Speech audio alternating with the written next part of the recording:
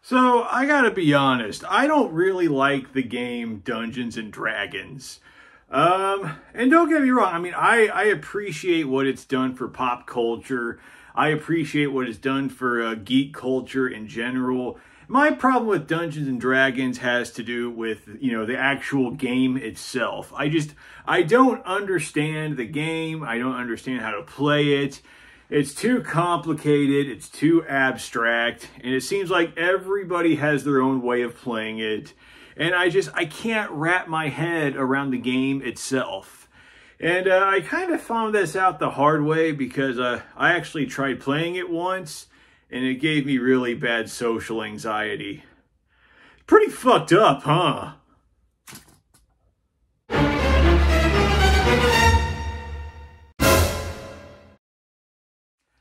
Hey nobodies, it's me here once again, here with my co-host Mr. Nobody, and today I'm going to be telling the story about the time I tried to play Dungeons and Dragons and it gave me really bad social anxiety.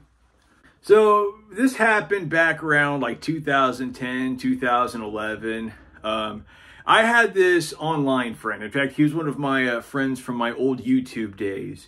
And I'll just say that his name was Juice, because that was actually my nickname for him. He was the Juice Man. So Juice, he had recently gone through a really bad breakup with his girlfriend. And he was just not in a good place mentally. I mean, he was just kind of in a dark place and just really depressed. So he got really into Dungeons and Dragons. And this group of people that he played Dungeons and Dragons with, he did not like these people at all. Like, anytime we were in our Skype hangouts, he would constantly bitch about these people he played Dungeons and Dragons with. But he enjoyed playing Dungeons and Dragons. He got really, really into it, spending hours and hours daily playing. And I think it just gave him something to do to keep his mind off of his breakup. Even though he didn't like the people he was playing with, it distracted him from his breakup. So I think that's why he really got into it. Anyway, a couple months after his breakup, I actually flew over and to visit him in person. Just, to do something fun to get his mind off the breakup. So him and we went to a concert together. We saw ZZ Top. That was pretty cool. It was before Dusty Hill died, so it was all three original members. So that was pretty cool. We stayed at a hotel, and the next night, which was my last night there before I flew home, we went back to his place. And we just kind of hung out and watched TV and didn't really do anything. When suddenly, Juice started complaining about how bored he was and how he wanted to go over to his friend's place and play D&D. And I'm like, I don't know if I want to go over there. And he started getting all whiny and stuff. He's like, but I'm bored. I'm tired of sitting here and I'm thinking about my ex. And I was like, okay, fine, whatever. I'll try to have an open mind about it. Maybe I'll have fun. So me and him, we get in his car and we drive over to his friend's house. His friend, the Dungeon Master. Now, if you don't know what a Dungeon Master is in Dungeons & Dragons, the Dungeon Master is basically the person who runs the game. So we go over to the Dungeon Master's house, and I go and I meet this guy. And this Dungeon Master, he's basically the real-life version of the comic book guy from The Simpsons. If you know the comic book guy from The Simpsons, just imagine him, but as a real person and minus his ponytail. I mean, it was like meeting the comic book guy. And when he talked, he even sounded like the comic book guy and Sylvester Stallone at the same time, if you can imagine that. Like, when he talked, he had that really pretentious, nasally voice, but his speech pattern was, really slurred and stuff. So I go to meet him, he's like, hey, how you doing? And I'm like, I'm good, it's nice to meet you. And the first thing he said to me was, I heard you're from Illinois. Is that in Tornado Alley? And I'm like, yes, it is. And he goes, have you ever seen a tornado before? And I'm like, yes, I have. And then he starts bombarding me with all these questions about tornadoes like I'm some kind of an expert. Like I'm Bill Paxton's character in Twister or something. And I don't really know that much about tornadoes other than they're just like giant tubes of wind that destroy things. So I wanted to try to change the subject. So I was looking around his walls, and I saw that he had all these rings of wood with string wrapped around it, hanging on his walls. And these, these rings of wood with string wrapped around it had these feathers hanging down. So I said, so what's with the, these decorations you got here? And he said, oh, they're dream catchers. I make dream catchers in my spare time. I've seen dream catchers before, and those were not dream catchers. There's a difference between a dream catcher and a ring of wood that had string just randomly wrapped around it. Because that's the thing about dream catchers, is like the design of the string in the middle of the ring of wood and the way the string intertwines and stuff. The cool designs and patterns. And this guy just sloppily wrapped string around this ring of wood and called it a day. I mean, if anything, they were probably nightmare givers, not dream catchers. So he asked me if I wanted to buy one, and I said, no thanks, I'd rather do something more constructive with my money. Like light it on fire. Well, I didn't actually say that, but I was thinking it. So, like 10 other people show up from this Dungeons and Dragons team, I guess, whatever you want to call it. We're all sitting around this big table crammed into this tiny little kitchen. And I told the dungeon master guys, like, look, I've never played this game before. I don't know anything about it. It's like, oh, okay, I'll explain the game to you. And then he spent the next 15 minutes just rambling at me about how to play Dungeons and Dragons. And I wasn't understanding any of it, but I just kind of sat there and nodded like, yes, I understand this. And when he was done, he said, do you understand how to play now? And I didn't at all. Like, I somehow understood less about Dungeons and Dragons after him explaining it to me than I did before. But I didn't want to have to hear him ramble at me again for 15 minutes. So I was like, yes, it makes perfect sense. I know how to play now. So we played the actual game, and I was not good at it at all. I had no idea what I was doing anytime it was my turn. And every time it was my turn, I would screw something up, and the dungeon master guy would get all mad at me and call me a Nimrod. And he did this every time I took a turn.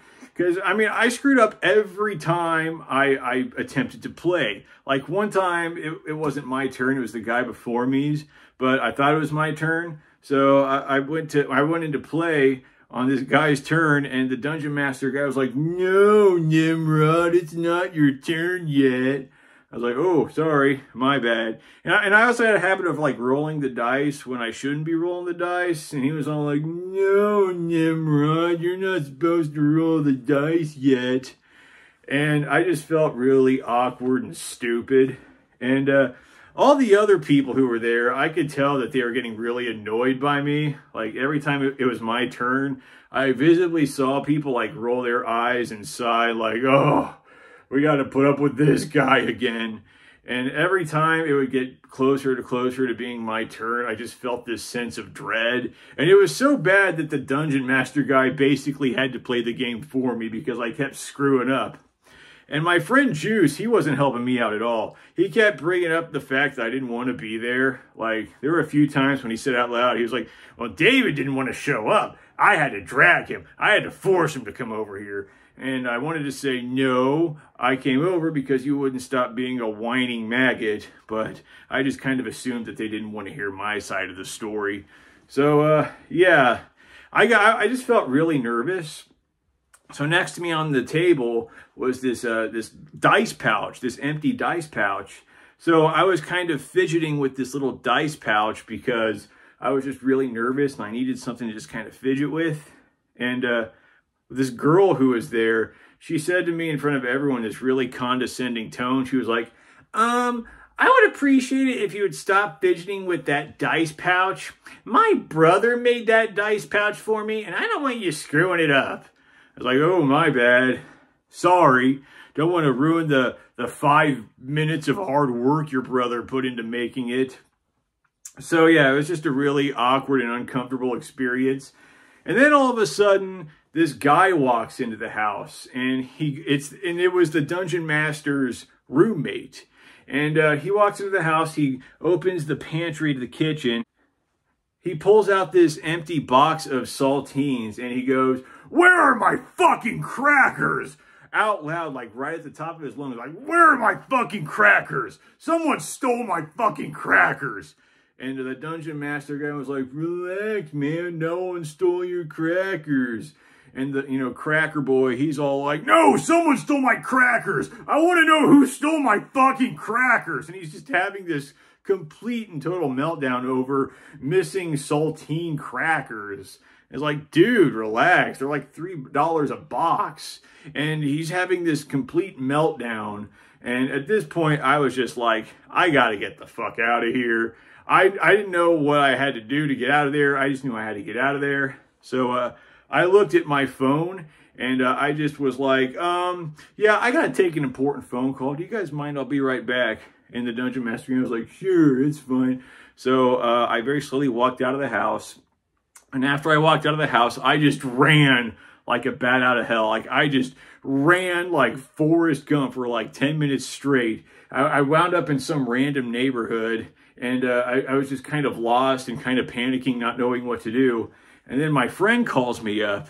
I answer and he goes, "Hey man, where are you at?" I said, "Pick me up and take me back to the airport." I was like, "Man, I'm sorry, I didn't mean to upset you." "No, I want you to pick me up and take me back to the airport."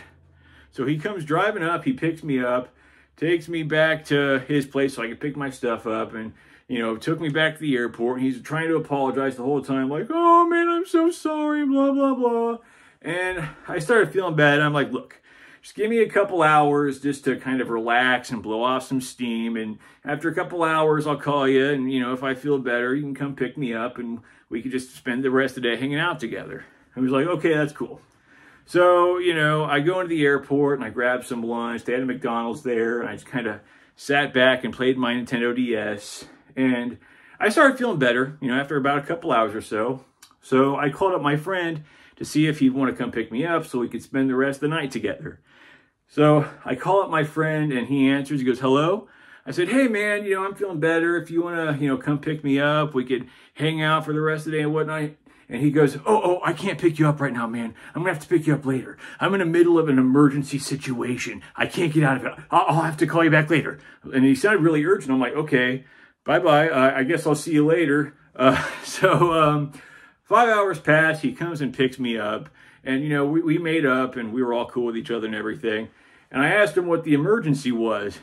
And he straight up admitted to me that the emergency is that one of his Dungeons and Dragons friends brought his 16-year-old girlfriend with him, and he was trying to mac on this dude's 16-year-old girlfriend. He was trying to like get with her, and we were both in our 20s, so it's like, oh hooray! I got to spend extra 5 hours at an airport just so you could pull some Jared the Subway guy shit.